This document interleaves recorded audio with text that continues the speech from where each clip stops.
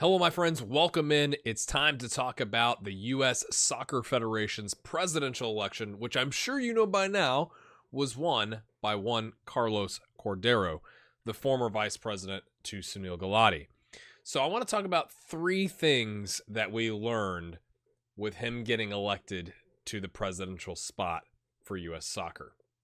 The first thing, your opinion doesn't matter. My opinion doesn't matter.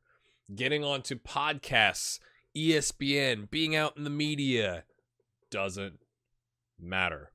Twitter is an echo chamber. So while there seemed to be a lot of support out there for folks like Kyle Martino or Eric Winalda, the revolution candidates, the change candidates, none of that matters. The average soccer fan's opinion on the U.S. Soccer Federation's presidential election means nothing. It really does. And that's maybe a little sad, but it's also really true.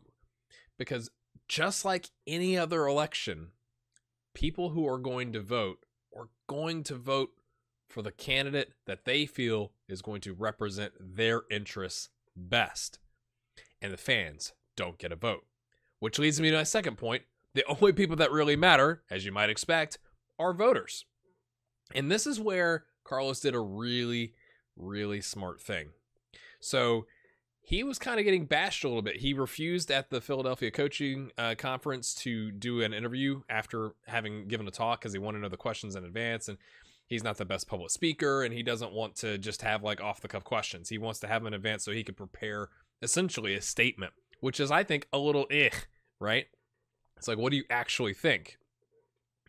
But he did a smart thing, and he wasn't out in the media. He wasn't out on podcasts and going on ESPN or whatever. He was very quietly running a campaign that talked to the people that truly mattered, and that's the voters, which you do in any election, right? It's just we're used to public opinion mattering in elections, and in something like the U.S. Soccer Federation presidential election, public opinion means diddly squat.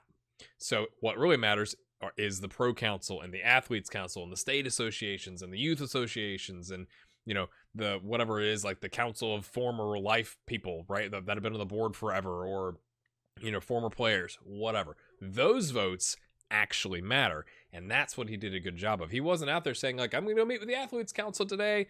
He just went and did it kind of quietly.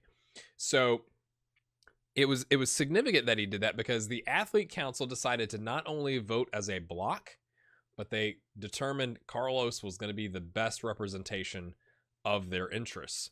And so he got their vote. And that's essentially what won him the election. Because when you saw in the first ballot, it was like he and Kathy Carter were in the 30% range. And essentially it's like, boom. The election for the revolution candidates is over. It's going to be one of those two, because it's not like someone's going to switch from Kathy Carter to Kyle Martino. That's not going to happen. They're going to switch between the two. But that huge chunk that he got, the athletes are like, that's our guy. That's who we're going with. And it slowly whittled down some of the revolution candidates, and it caused the pro council with MLS and all that kind of stuff to switch over to him to kind of seal the election.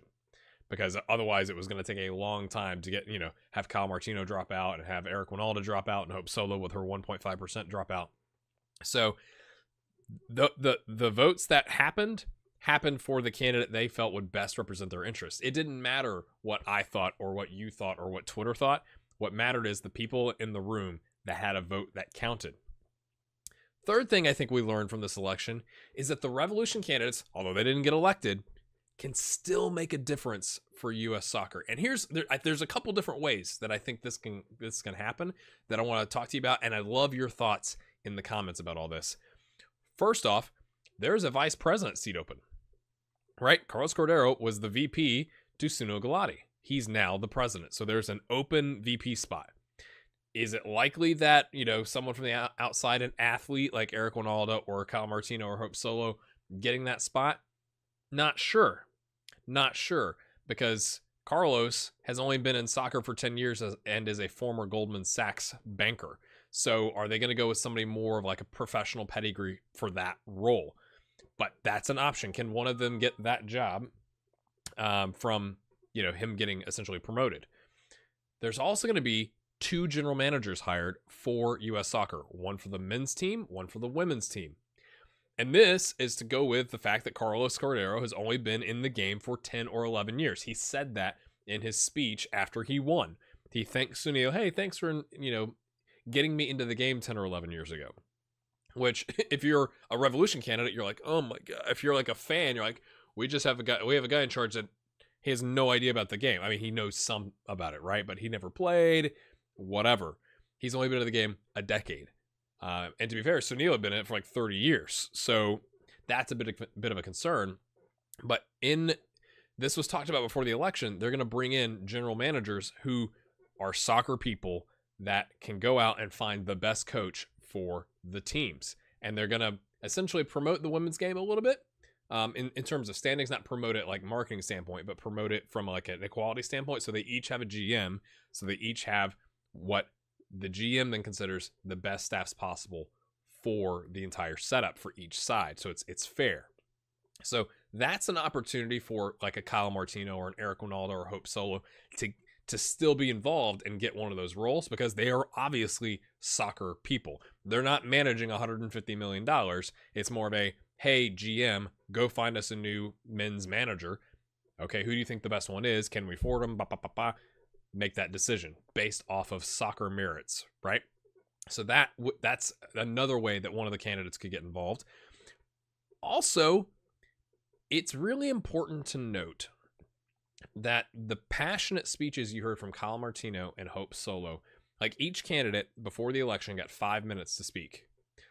Eric Ronaldo, I don't know what was going on. Like, I guess it was the fact that he figured out he wasn't going to win, because it was just kind of a ramble and it wasn't very clear. It was like people were tweeting like, is Eric okay? So I wouldn't watch that one, but you might go back and watch the Kyle Martino and Hope Solo ones, because they talk specifically to the state and youth associations.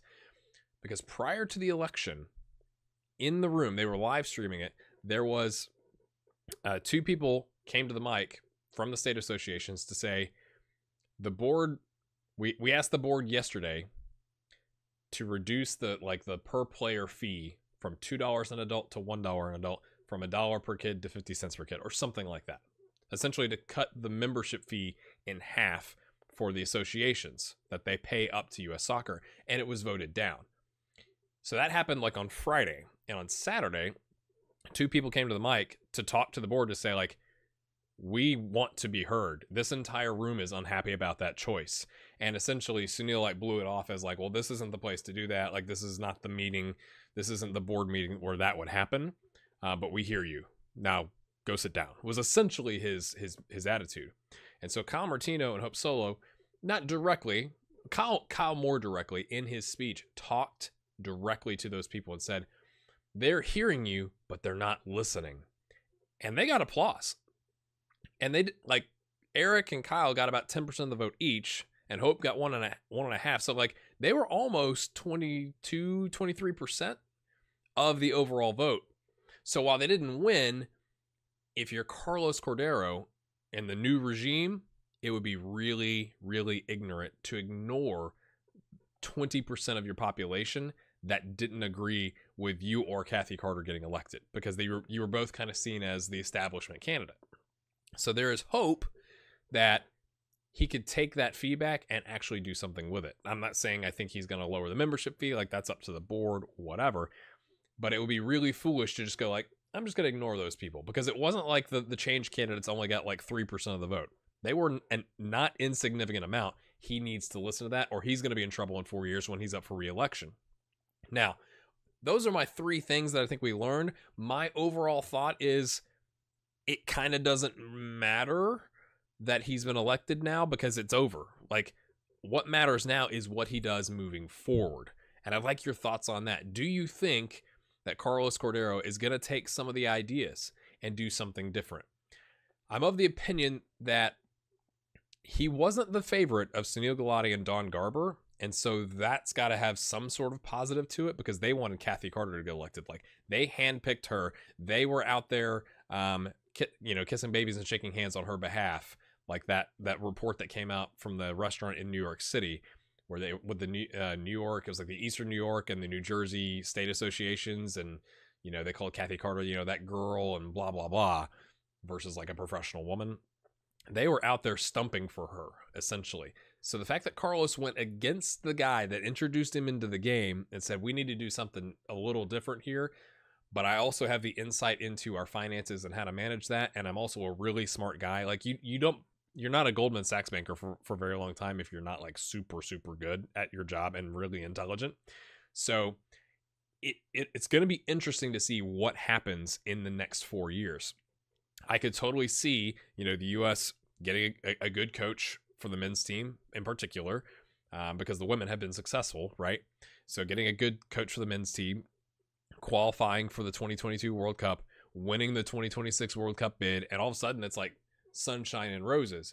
But what my fear would be with that is, will anything really change at the core of U.S. soccer? Will we be more open to scouting players like Jonathan Gonzalez? Will we go to those camps where Latino kids are, where U.S. soccer doesn't go? Will we go after those types of kids? Will we let the women play on grass instead of turf? My guess is that's one of the reasons the Athletes Council went with Carlos Cordeiro, is he said, we're not going to make you play on turf anymore. We're going to treat you as equals because you've been more successful than the men. So we're going to treat you all fairly. It's going to be interesting to see what actually changes, or if it's just like, well, this is like a blip in the radar. We'll leave everything else the same and call it a day when we qualify and win the World Cup bid for 2026, and yay, it's all good, right? So that's going to be interesting to see, but I'd love your thoughts in the comments. Do you think anything's actually going to change? What do you think about my 3 things that we learned from the election in terms of your opinion not mattering, voters only mattering, and the change candidates having a real chance to have an impact moving forward? If you've enjoyed this video, make sure you hit the like button. The comment box is below there. I'd love to have a great discussion here. Have a good one. We'll see you next time.